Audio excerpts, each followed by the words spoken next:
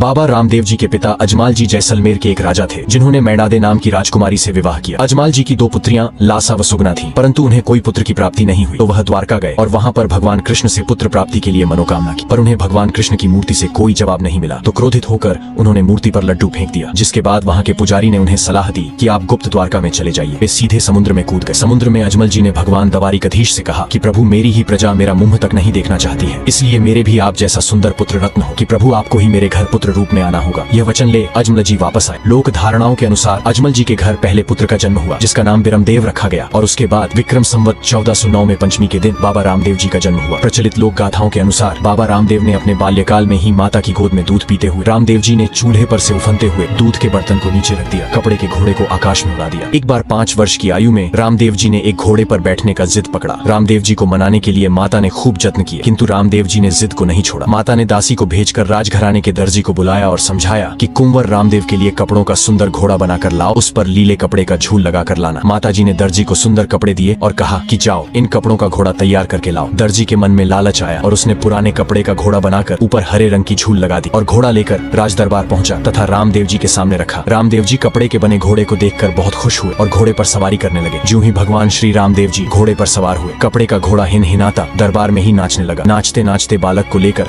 आकाश मार्ग की ओर घोड़ा उड़ चला। राजा अजमल जी को बड़ा क्रोध आया और उन्होंने उस दर्जी को बुलाया। जब राज दर्जी दरबार में पहुंचा, दरबार खचाखच भरा हुआ था। तब अजमल जी ने कहा कि दर्जी, सच सच बताना कि तुमने उस कपड़े के घोड़े पर क्या जादू किया है, ये मेरे कुंवर को लेकर आकाश में कैसे उड़ा। दर्जी कपड़े के घोड़े को आकाश में उड़ता देखकर दंग रह गया और डर के मारे कांपने लगा और कहने लगा, मैंने कोई जादू नहीं किया। अजमल जी ने कहा, यह सब तेरी करामात है, और कहा दर्जी को पकड़कर जेल में डाल दो, और सिपाहियों को आदेश दिया कि जब तक रामा कंवर घोड़े से नीचे न आए तब तक इस दर्जी को जेल से बाहर मत निकालना। तब दर्जी कोठरी में पड़ा रोने लगा और भगवान को सुमरन करने लगा। इस प्रकार दर्जी ने भगवान को पुकारा। तब भगवान श्री रामदेव जी ने दर्जी पर कृपा करी। जब दर्जी ने विनती की तब भगवान रामदेव जी घोड़े सहित जेल में गए। रामा राज कंवर के कोठरी में आते ही चांदनी खिल गई और रामदेव जी ने दर्जी से कहा, तुमने पुराने कपड़ों का घोड़ा बनाया, इसलिए तुम्हें इतना कष्ट उठाना पड़ा। जा, मैंने तेरे सारे पाप खत्म किए। तुमने घोड़ा बहुत सुंदर बनाया और हरे रंग की रेशमी झूल ने मेरा मन मोह लिया। हे दर्जी, आज से यह कपड़े का घोड़ा लीले घोड़े के नाम से प्रसिद्ध होगा। जहाँ पर मेरी पूजा होगी वहीं पर मेरे साथ इस घोड़े की भी पूजा होगी।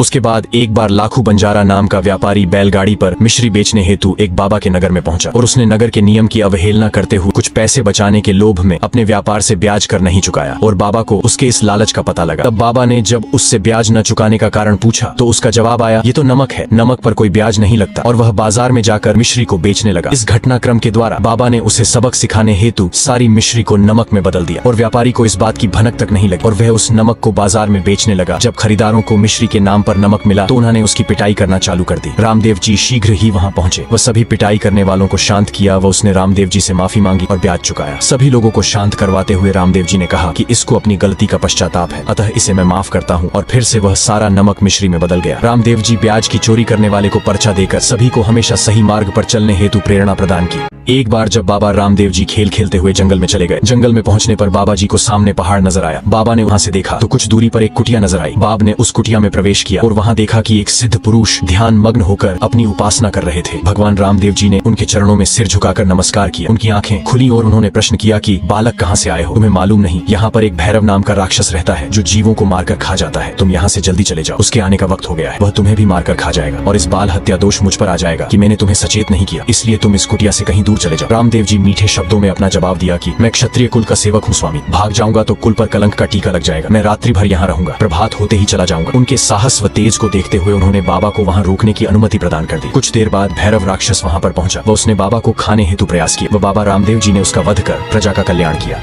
और एक समय में रामदेव जी ने ऊंच नीच छुआछूत को जड़ से उखाड़कर फेंकने का संकल्प किया। पास में बैठा एक सेठ बोहिताराज प्रभु के गुणगान गा रहा था। तब भगवान रामदेव जी ने उसे अपने पास बुलाया और कहा, ए सेठ, तुम प्रदेश जाओ और माया लेकर आओ। प्रभु के वचन सुनकर बोहिताराज घबराने लगा तो भगवान रामदेव जी बोले, हे भक्त, जब भी तेरे पर संकट आवे तब मैं तेरे हर संकट में मदद करूंगा। तब सेठ रूणीचा से रवाना हुए और प्रदेश पहुंचे और प्रभु की कृपा से बहुत धन कमाया। 1 वर्ष में सेठ हीरो का बहुत बड़ा जौहरी बन गया। कुछ समय बाद सेठ को अपने बच्चों की याद आई और वह अपने गाँव रूणीचा आने की तैयारी करने लगा। सेठ जी ने सोचा, रूणीचा जाऊंगा होगा तो रामदेव जी पूछेंगे कि मेरे लिए प्रदेश से क्या लाए। तब सेठ जी ने प्रभु के लिए हीरों का हार खरीदा और नौकरों को आदेश दिया कि सारे हीरा पन्ना जेवरात सब कुछ नाव में भर दो, मैं अपने देश जाऊंगा। और सेठ सारा सामान लेकर रवाना हुआ। सेठ जी ने सोचा कि यह हार बड़ा कीमती है, भगवान रामदेव जी इस हार का क्या करेंगे। उसके मन में लालच आया और विचार करने लगा कि रूनीचा एक छोटा गांव है, वहां रहकर क्या करूंगा, किसी बड़े शहर में रहूंगा और एक बड़ा सा महल बनाऊंगा। इतने में ही समुद्र में जोर का तूफान आने लगा। नाव चलाने वाला बोला, तूफान बहुत भयंकर है, नाव का पर्दा भी फट गया है, अब नाव चल नहीं सकती, नाव तो डूबेगी ही। यह माया आपके किस काम की, हम दोनों मरेंगे। सेठ बोहिताराज भी धीरज खो बैठा। सेठ जी को श्री रामदेव जी का वचन का ध्यान आया और सेठ प्रभु को करुणा भरी आवाज से पुकारने लगा, हे भगवान, मुझसे कोई गलती हुई हो जो मुझे माफ कर दीजिए। इस प्रकार सेठ जी दरिया में भगवान श्री रामदेव जी को पुकार रहे। उधर भगवान श्री रामदेव जी रूनीचा में अपने भाई विरमदेव जी के साथ बैठे थे और उन्होंने बोहिताराज की पुकार सुनी। भगवान रामदेव जी ने अपनी भुजा पसारी और बोहिताराज सेठ की जो नाव डूब रही थी उसको किनारे ले लिया। यह काम इतनी शीघ्रता से हुआ कि पास में बैठे भाई वीरमदेव को भी पता तक नहीं पड़ने दिया। रामदेव जी के हाथ समुद्र के पानी से भीग गए थे। बोहिताराज सेठ ने सोचा कि नाव अचानक किनारे कैसे लग गई। मल्लाह भी सोच में पड़ गया कि नाव इतनी जल्दी तूफान से कैसे निकल गई।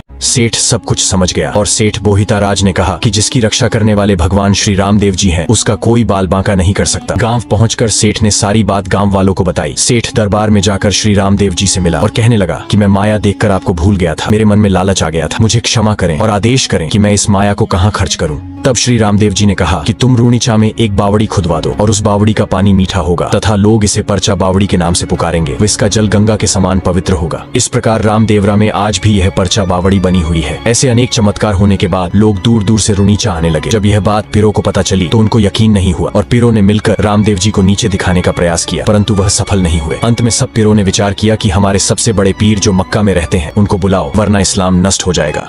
तब सब पीरों ने मिलकर मक्का मदीना में खबर दी कि हिंदुओं में एक महान पीर पैदा हो गया है। वह मरे हुए प्राणी को जिंदा कर देता है और वह बड़े बड़े चमत्कार करता है। यह अपने धर्म को समझता है, उसे रोका नहीं गया तो इस्लाम संकट में पड़ जाएगा। और उसी वक्त 5 पीर मक्का से रूनीचा के लिए रवाना हुए। कुछ दिनों में वे पीर रूनीचा की ओर पहुंचे। 5 पीरों ने भगवान रामदेव जी से पूछा कि हे भाई, रूनीचा यहाँ से कितनी दूर है। रामदेव जी ने कहा कि यह जो गांव सामने दिखाई दे रहा है वही रूनीचा है। रामदेव जी ने उनसे रूनीचा आने का कारण पूछा। तब उन 5 में एक पीर बोला, हमें यहाँ रामदेव जी से मिलना है। रामदेव जी ने कहा, मैं ही रामदेव हूँ, आपके सामने खड़ा हूँ, कहिए मेरे योग्य क्या सेवा है। सुनकर पीर मन ही मन हंसने लगे। रामदेव जी ने 5 पीरों का बहुत सेवा सत्कार किया और कहा, पीर जी आप हमारे घर पधारे हैं, आप हमारे यहाँ भोजन करके ही जाना। इतना सुनकर पीरों ने कहा कि हे रामदेव, भोजन करने वाले कटोरे हम मक्का में ही भूल कर आ गए, हम उसी कटोरे में ही भोजन करते हैं, हम अपना इस्लाम नहीं छोड़ सकते। आपको भोजन कराना है तो वो कटोरा मंगवा दीजिए। तब रामदेव जी ने कहा कि हे पीर जी, राम और रहीम एक ही है, इसमें कोई भेद नहीं है, अगर ऐसा है तो मैं आपके कटोरे मंगा देता हूँ। ऐसा कहकर भगवान रामदेव जी ने अपना हाथ लंबा किया और एक ही पल में 5 कटोरे पीरों के सामने रख दिए। जब पीरों ने 5 कटोरे मक्का वाले देखे तो 5 पीर हके बके रह गए और मन में सोचने लगे कि मक्का कितना दूर है, ये कटोरे हम मक्का में छोड़कर आए थे, ये कटोरे यहाँ कैसे आए। तब 5 पीर श्री रामदेव जी के चरणों में गिर पड़े और क्षमा मांगने लगे और कहने लगे, हम पीर हैं मगर आप महान पीर हैं, आज से आपको दुनिया रामा पीर के नाम से पूजेगी। इस तरह से पीरों ने भोजन किया और श्री रामदेव जी को पीर की पदवी मिली। उसके बाद रामदेव जी ने अपनी भाभी को पर्चा दिया। भाई वीरमदेव की धर्म पत्नी को एक बछड़ा बहुत ही प्रिय था, लेकिन दुर्भाग्यवश वह बछड़ा किसी रोग से ग्रसित होकर मर गया। भाभी ने रामदेव जी के आते ही उनसे उस मरे हुए बछड़े को जीवित करने के लिए प्रार्थना करने लगी। रामदेव जी को अपनी भाभी का यह दुख देखा नहीं गया और उन्होंने पलक झपकते ही उस बछड़े को पुनः जीवित कर दिया। यह देखकर भाभी अति हर्षित हुई और रामदेव जी को धन्यवाद अर्पित करने लगी। रामदेव जी का सारथिया नामक एक मित्र था। एक दिन सवेरे खेल के समय रामदेव जी दौड़े हुए अपने मित्र के घर पहुंचे तथा उसकी माँ से सारथिया के बारे में पूछा तो सारथिया की माँ बिलखती हुई कहने लगी कि सारथिया अब इस संसार में नहीं रहा, वह अब केवल स्वप्न में ही मिल सकेगा। रामदेव जी सारथिया की मृतदेह के पास पहुंचकर उसकी बाह पकड़कर उठाते हुए बोले कि हे सखा, तू क्यों रूठ गया, तुम्हें मेरी सौगंध है, तू अभी उठकर मेरे साथ खेलने को चल। रामदेव जी की कृपा से सारथिया उठकर उनके साथ खेलने को चल पड़ा। वहाँ पर सभी लोग यह देखकर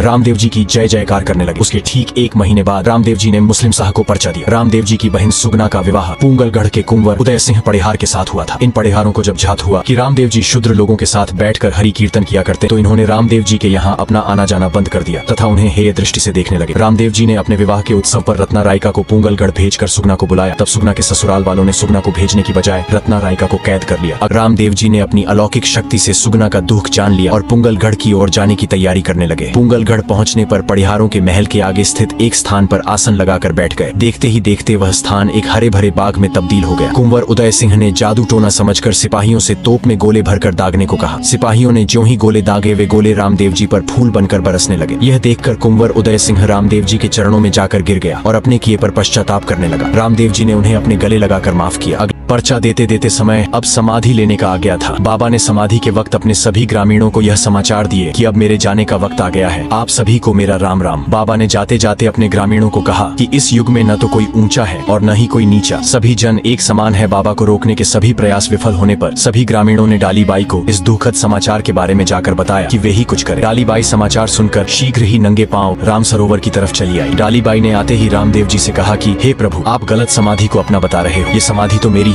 रामदेव जी ने पूछा, बहन तुम कैसे कह सकती हो कि यह समाधि तुम्हारी है? इस पर डालीबाई ने कहा कि अगर इस जगह को खोदने पर डोरा एवं कांसी निकलेगी तो यह समाधि मेरी होगी। ग्रामीणों द्वारा समाधि को खोदने पर वे ही वस्तुएं जो कि डालीबाई ने बताई थी उस समाधि से प्राप्त हुई। तो रामदेव जी को पता चला कि सत्य ही यह समाधि तो डालीबाई की। अगला पार्ट देखने के लिए चैनल को सब्सक्राइब जरूर करें।